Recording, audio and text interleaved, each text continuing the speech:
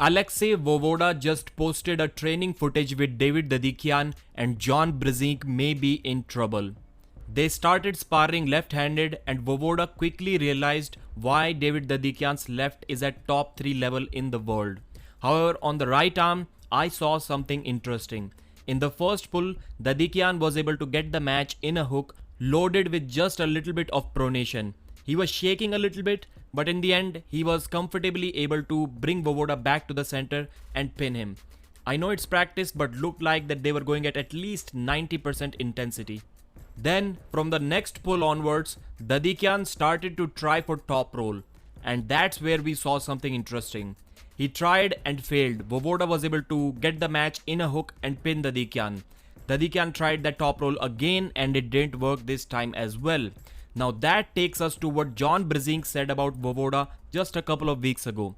John mentioned that his plan for King of the Table match will be to force Alexei Vovoda in a hook and take the match to arm power instead of his hand power. John said that he knows Vovoda's hand cannot be top rolled.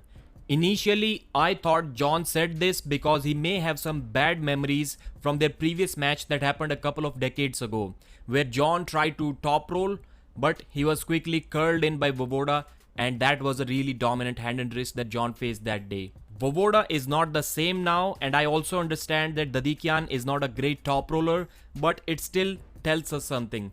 Maybe John was right that Vovoda is extremely difficult to top roll. But fortunately, that's not what John's plan is.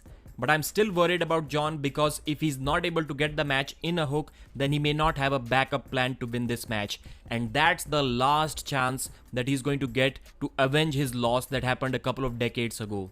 If John loses this match to Vovoda in a clean sweep, then there will be no rematches. And the big problem for John is going to be training. John casually trains once or twice a week. On the other hand, Vovoda is training with absolute monsters like Morozov, Denis Siplankov, Dadikian, Babkan.